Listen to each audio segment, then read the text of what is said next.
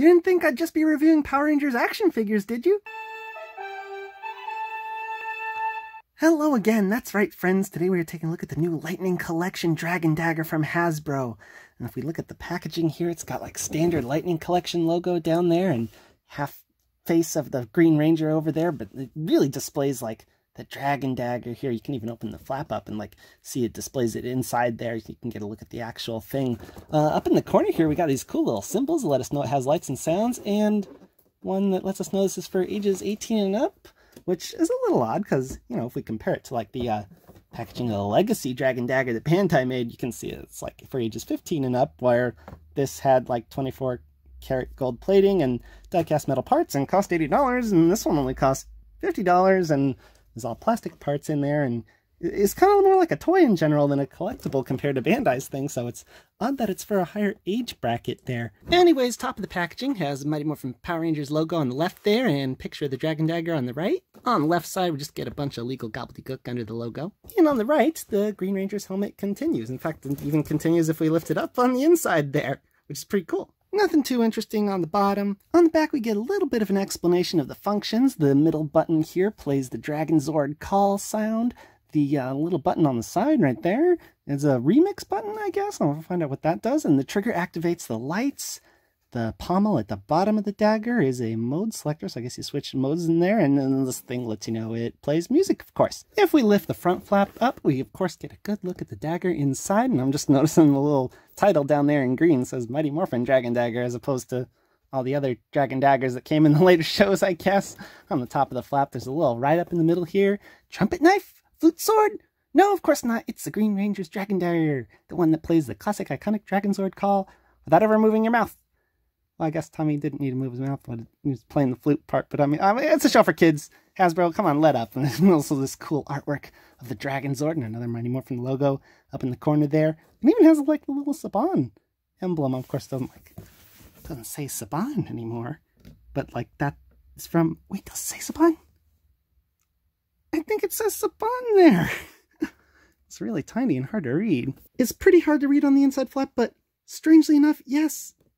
It says Saban's Mighty Morphin Power Rangers, which I wouldn't expect since Hasbro fully owns it now, and Hasbro's got their logo on the package here, obviously.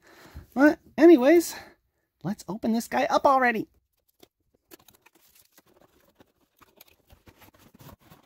Oh wow, just noticing there's like a bunch of, you know, dragon emblems from the Power Coin and the Dragon Zord and the dagger itself on the inside there, all in white. And it's kind of a neat touch, I guess. Inside we get some simple little instructions that show us how to assemble the base, I guess.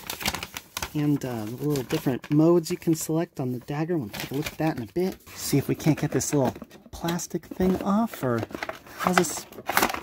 Well, I guess that's one way to get it out. And then, oh, the rest of the stand's like packed up in here. Let's see if I can open this. Kind of thought they'd be bigger. So place the base flat. The big peg goes on the left, according to the picture I got right here. And the small one goes on the right. I guess that's all you need to do. You can take them out and switch them around. I don't see why not.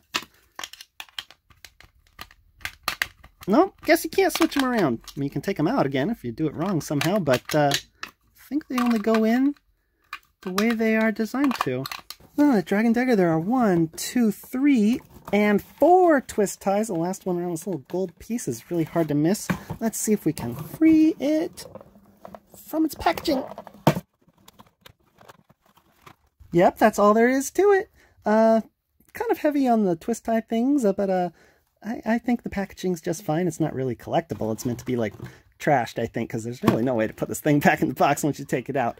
But I don't intend to keep the box, so that is fine with me. And here it is, completely free and on the stand. Now, the stand has a little etching of the Green Ranger helmet, and it's pretty lightweight. I mean, it's it looks like this is like a speaker or something, but obviously it has no sound or anything. It's kind of, well, cheap feeling, but I mean, it's better than nothing. I mean, it's nice to have a little base, just sort of, you know, pegs on here on the first little ring right after the little trigger, and then the blade goes in that little notch there, and that's how it is. I kind of wish you could flip these pieces around so I mean, people who want to display it like that way maybe could do it. I mean, I guess it's only intended to be done a single way, and it's only meant to be displayed in this direction, because honestly, I'd kind of prefer to display it like that, like it's been, you know, stabbed into the ground or something, like how they do with the Power Sword and the Megazord on Power Rangers. That's kind of cool, but we get one option, and that's better than none, I guess, right? But it's the Dragon Dagger. That's the star of the show. The gold Hasbro's chosen for it is kind of dim and dull. It's not a shiny gold or anything, but I mean, they got all the sculpted details on there. I do like the green and the blade there. It's somewhat translucent. Oh man, and it's all pretty clean for the most part. I noticed like a little bit of going out of the edges on the gold here, but what's really unique is on the silver part of the blade, they've done this sort of etching to make it look kind of weathered, and I don't know if I like that. I honestly just prefer it to be, you know, plain silver like it's brand new. One thing I noticed, my tip's a bit bent there, even though it had a little tip guard in the package, it didn't keep it completely, you know, straight, but like you can kind of mush it fairly liberally. It's kind of a squishy blade on the edge there. Of course, no batteries are included, but before we pop some in, let's compare it to Bandai's Legacy Collection Dragon Dagger. Now, out of all the differences between these two, first one you notice right off the bat is this is a lot heavier because of all that die-cast metal in it, and Hasbro's is just plastic, obviously. And the second thing you notice, this is such a shinier gold because of that 24 karat gold plating. And I mean, I don't expect Hasbro's to get like, you know, as shiny as that on like, you know, just paint alone. But I mean, it would have been cool if they like did back metallized dragon emblem at least, like the old toy had, you know, something like that. That would have been kind of nice. The big difference is, of course, the distressed weathering, whereas Bandai's is just like plain old silver. And like, I mean, I don't mind the distressed look so much on the edge there, but I mean, the very tip there, honestly, it just looks like it's dirty, not really like weathered or anything. Green plastic on the Bandai one is solid, whereas Hasbro's is very translucent. Like, you can even see my finger rubbing around back there. Only real difference in terms of paint application, these little lines were left black on Bandai's Legacy Collection, whereas they are painted gold on Hasbro's Lightning Collection. And if you're wondering which one's more accurate, it's the Legacy one. These were not gold in the original Sentai prop. They were just sculpted black lines like that. In terms of length, these two are pretty much identical. I measured the Legacy Collection Dragon Dagger to be about 46.5 centimeters long, and Hasbro's new one to be about 47. So you're literally talking about like half of a centimeter longer maybe, but they are like really, really close. I will say the Hasbro one looks a little longer because the blade is a little bit thinner, so the proportions seem a little more sword-like, if you will. But it's such a minor difference. Like they're pretty much identical in terms of length, size, sculpt. These two have such a similar sculpt even that you can take the Legacy Collection version and pop it on the Lightning Collection stand without any problem. They're pretty darn identical. I think the handle on the Legacy one is a bit thicker, and the Lightning Collection one's a bit thinner, obviously more lightweight. Maybe that's why this is a little thicker. Give it more, you know, more grip so you can, you know, grab the heavy metal thingy there. Other difference I notice, the pommel has a dragon emblem sculpted on the Hasbro one, whereas, you know, the Bandai Legacy Collection one chose to be more accurate to the actual prop and not have that thing there. And it's not just the dragon emblem, it's the little emblems that were on the Green Ranger's shield that are also in, like, the 4 little cardinal directions around it, which is kind of a neat touch. It's not accurate, but it's cool. Another big difference I notice in the sculpt is that the Hasbro Lightning Collection one has these little lines in the main black part of the hilt, the flute part, I guess you want to call it. Like, I don't know if those are intentional, but I think it definitely looks better on the Legacy one without those lines. Like, this is just like smooth, and this has these weird little lines. I'm not sure if it's like a manufacturing error or what, or if it's meant to make it look distressed, but I mean, they're all over the place. So I don't think it's an accident, but they don't look great, Hasbro. Other big difference is how you get the batteries in. On the Legacy Collection, the battery compartment is hidden in the pommel at the bottom of the hilt. You poke this little thing in, twist it off, and the batteries slide on out like so. But on the Lightning Collection one, Hasbro opted to just put a big old panel that you take off with a regular Phillips head screwdriver, which we're going to do right now because it's time to put in the batteries and check out the lights and the sounds on this guy.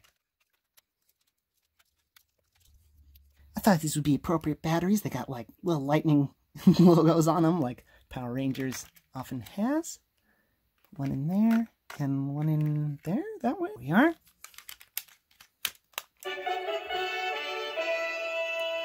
We did it! So the pommel switches between modes, and from what I can tell, there seem to be like two modes, like presets and music. Right now we're in preset mode when the little emblems like that are lined up vertically with the dragon emblem. But if we turn it counterclockwise, we are in music mode where you can play notes. And if we turn it back, we're in preset mode where we play the pre-recorded Dragonzord call. Or Mighty Morphin Power Rangers.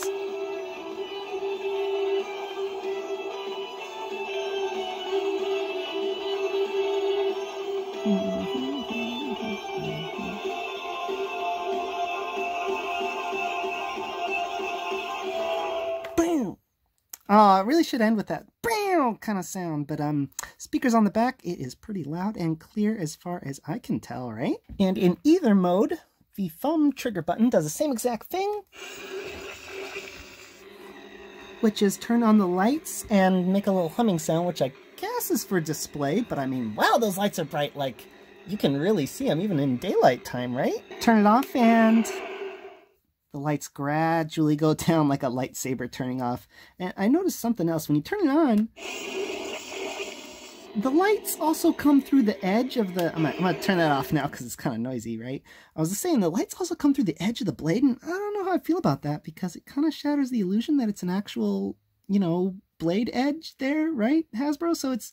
I mean, it's cool looking. It's kind of like you're charged with Power Ranger power, I guess. So the package calls this the remix button, and in the preset mode that we're in right now, it does nothing. But if we switch to music mode, it seems to me like it plays like a game of Simon Says, kind of like... Okay, the top one went off. I think this is the top one. No, that's the bottom one. This should be top, middle, and bottom for the sections, but if you notice... Okay, it like switches off. I'm not sure what causes the order, but I think you gotta go high, middle, low. So then let's try it again.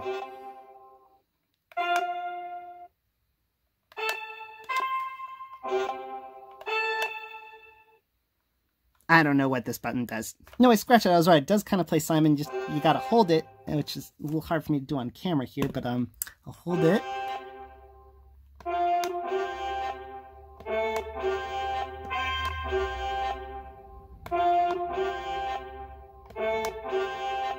Okay, well, I think I'm getting them wrong, but it just keeps going, so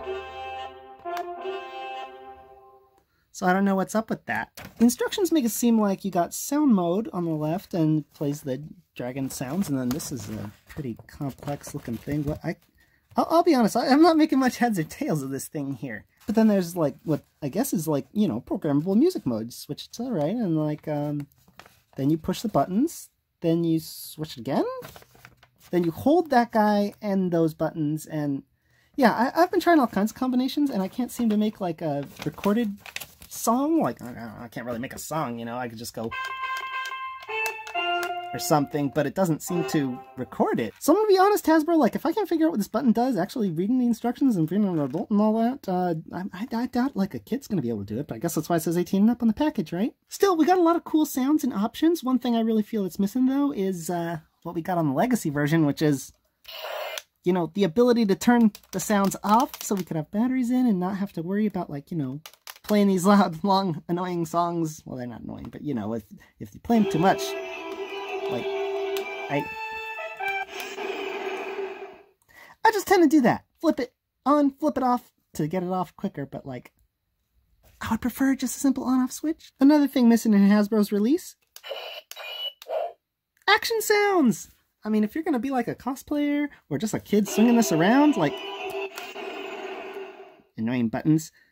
Anyways, if you're just gonna be swinging it around for fun, which is a lot easier to do with this since it's a lighter weight, and I'd recommend it to cosplayers because of that, because it's such a more lightweight than the Legacy Collection version, you would want, like, you know, swoosh sound effects and metal clang sound effects, and they're absent here, but I mean, I guess we get the weird, you know, note mode, so, you know, I would take the swoosh sounds over this, honestly. So at the end of the day, friends, the Lightning Collection Dragon Dagger is actually a really mixed bag. Like, do I recommend it?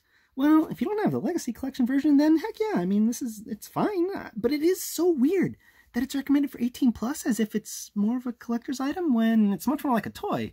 You know, at the same time, it comes with the stand like you would expect a collector's item to. And if you are a collector, you probably already got this thing, the Legacy one, which is more accurate to the show and looks better and feels better overall, honestly. I think I would recommend Hasbro's Lightning Collection Dragon Dagger to people who want to cosplay and they just want like a more lightweight Dragon Dagger they can carry around more easily, and they just take the batteries out. Or you put the batteries in, and then if you can actually like play music, because I mean you got 3 notes, I guess you can make something, which is kind of cool, but ultimately unnecessary for an item like this, I think.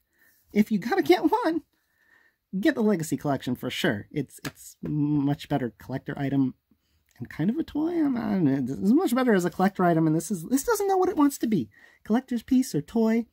It's like a mixed hodgepodge of stuff, and I'm going to give it a mixed hodgepodge of a recommendation. So if you don't have a Legacy Collection, I guess get this, and if you do, you really don't need it. Well, until next time, peace out, YouTube.